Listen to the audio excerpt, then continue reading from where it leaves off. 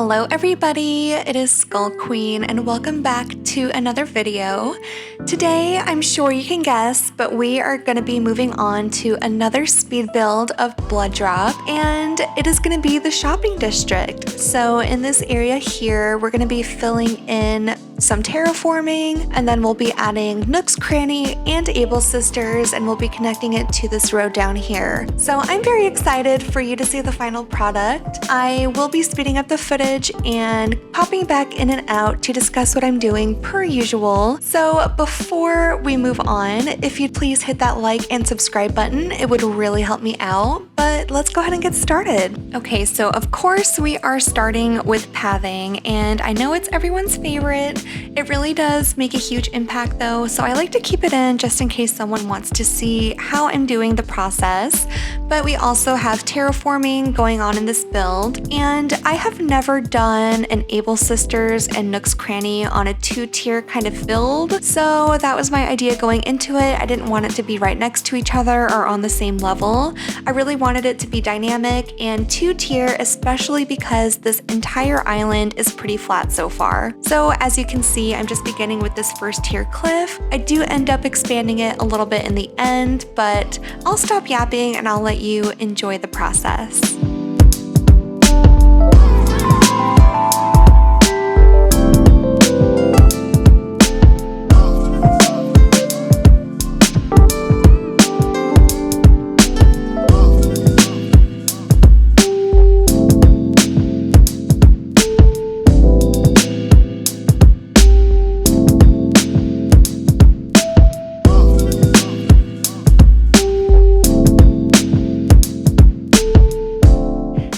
The first tier pretty much complete. Here I am mapping out where I want Nook's Cranny to go, and then we'll go and grab that from Mr. Tom Nook and get that placed, and we'll continue on with some more of the cliffscaping and placing Able Sisters. So I did time travel maybe 2 or 3 days to get this build done, but we end up placing, I think, 3 inclines and 2 buildings. So I think we got a lot done this build. I'm actually really happy with it. I love the dynamic angles and the different inclines and levels. I've never done a shopping district like this, and I really enjoy how it came out.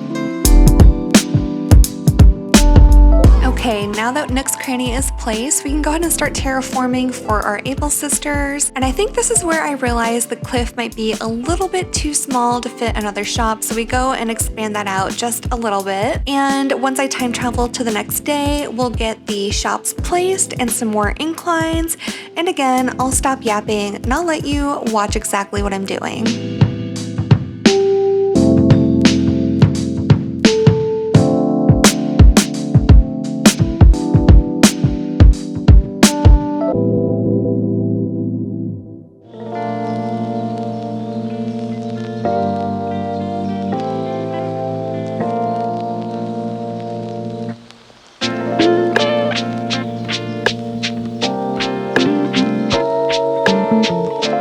I decided I wanted to place some dirt pathing all in the shopping district just to make it look a little bit more dystopian and for it to stand out more on the map.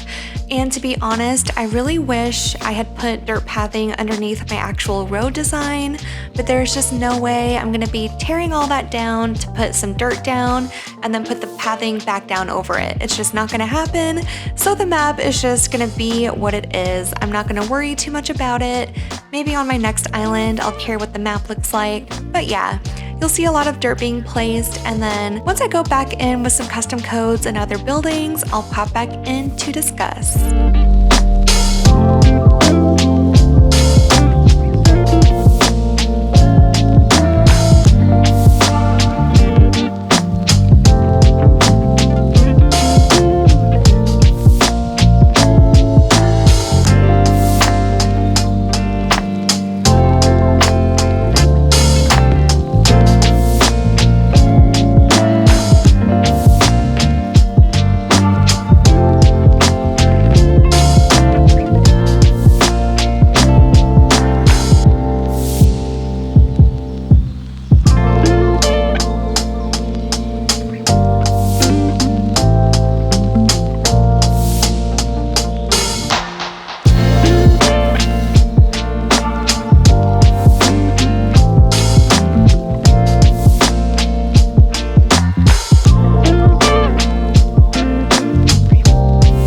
you can see that I placed the Able Sisters and another incline, but this incline right here is actually going to be a little special. I wanted to make it look like it's going underground, and I'm going to surround this with some terraforming, and it's going to look like a subway station. So I added a retro transportation stop just to make it look like a subway, and we have a Mario pipe, which once you go through it, it'll take you to a secret destination. I'm not going to tell you what it's going to be in this video, but I do have an idea for it. So if you want to see where this secret Mario pipe / subway station will take you, be sure to subscribe because it'll be one of the next videos that I post. I don't know if it'll be the very next one, but one of the next few. So it's definitely going to be exciting and I can't wait to show you guys. But anyways, you'll see that I start lining the entire perimeter with this sidewalk custom code, and that's because I want it to look very industrial, very city-like. So there's not going to be any nature in this build at all.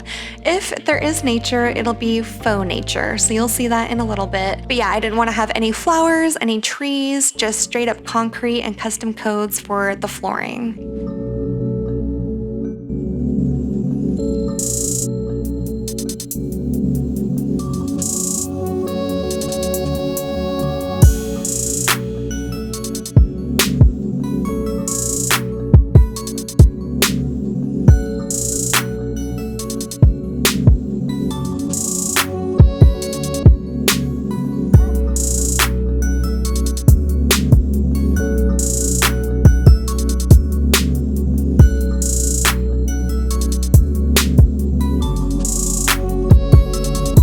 As you can see, when making a parking lot, I had no idea what I was doing per usual, but I just winged it. I think it looks okay. It definitely doesn't look great or as realistic as some of the others that I've seen, but it gets the point across, and I continue filling in with some custom codes.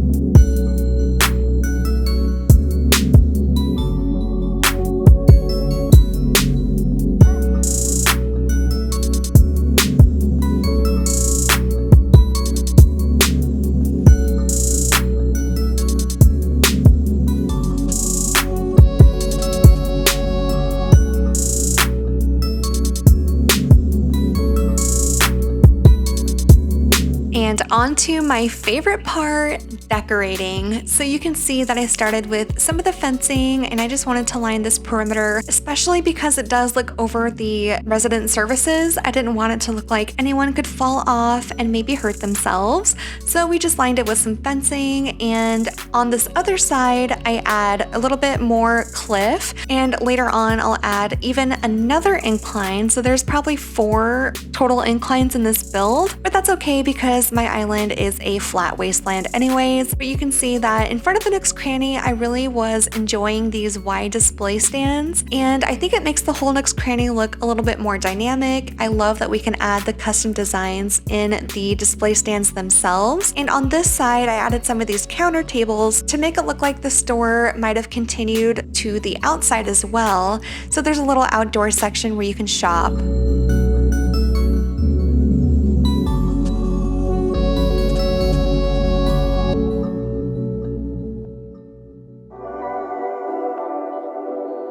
For the insides of the wide display stands themselves, I wanted to keep it pretty simple and realistic, just like a normal store might look. So I added a cash register, a little tabletop pop display.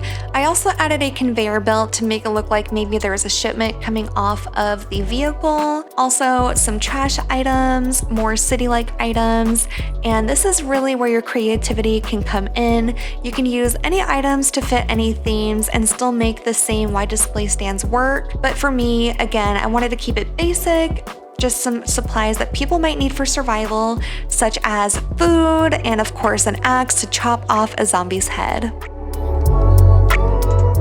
And with the Able sisters, I again wanted to keep it pretty basic and simple, but with a twist of dystopia. But I also wanted to add this tourist telescope because I think that corner up there is a pretty cool lookout, especially if you're in the first-person camera. I think the neighborhood that it looks over is pretty cool in my personal opinion. So I added a little telescope there in case you wanted to take a look for yourself. But for the rest of the items, again, it's pretty basic. It's mostly the new clothing 2.0 items, and then a couple little dystopian touches just so you can remember where you are.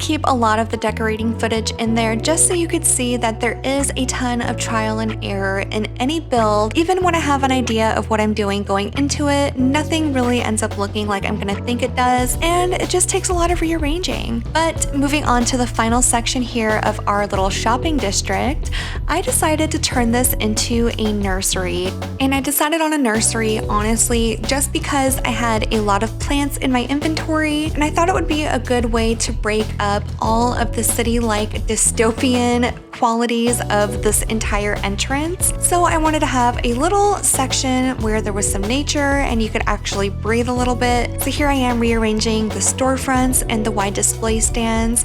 I was really trying to make a fake building out of the wide display stands, but the white with the green was just clashing a little bit too much. And for me, it just wasn't working. So I ended up scrapping the wide display stands, which you'll see in a little bit. And then I start placing the plants around. And there's no rhyme or reason when I'm placing the plants because in my experience, anytime you go to a nursery, plants are just kind of everywhere. It's almost impossible to even walk around. So I wanted to replicate that in my nursery here today.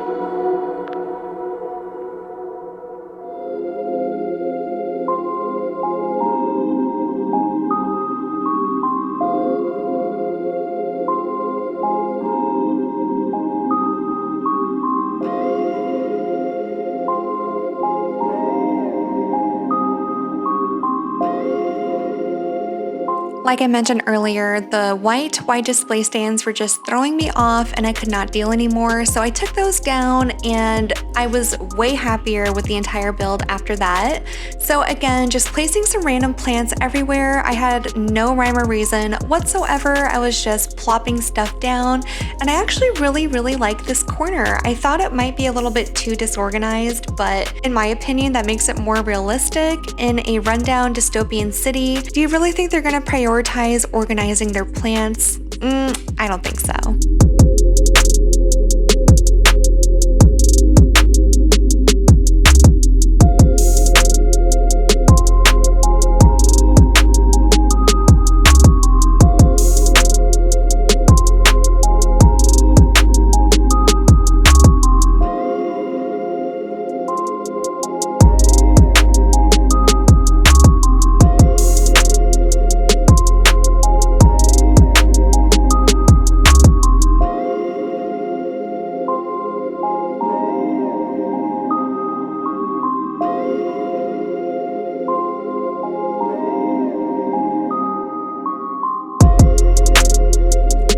was happy with my nursery arrangement, we go back over to Mr. Tom Nook and get yet another incline to place on this other side. And I really wanted this just to round out the shopping district. I have no idea what the second incline is going to lead to or what I'm going to build here on the right side.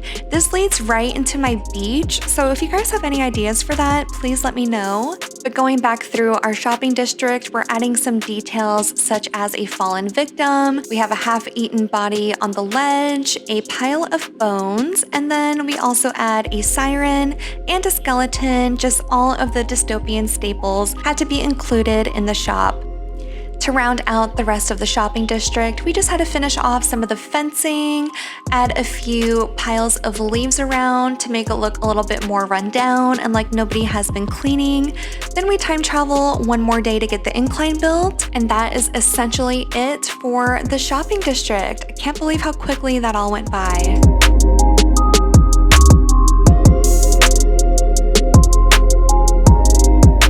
Alright, the time has come for us to take our final walkthrough, and I am so happy with how this entire shopping district turned out. Here we have our Nook's Cranny with our kind of shipping station off to the left-hand side. As we make our way down, we have our nice little cluttered nursery over here, and up the stairs we have our Able sisters, who say they're open, but I kind of doubt that because we don't know whose bones those are outside. But anyways, if you make your way back down these stairs, there is an axe there available to you in case you need that to chop up some zombies. And if you go down this left-hand flight of stairs, we do have a Mario pipe which will take you to a secret destination. So if you want to find out what that will be for, please be sure to subscribe and that'll be a future video. And of course our little nursery, which is just a breath of fresh air in the middle of a dystopia, and I really enjoy it. Alright everybody, that is gonna do it for today's video. If you're still here, thank you so much. Please consider subscribing and I'll see you in the next one. Bye!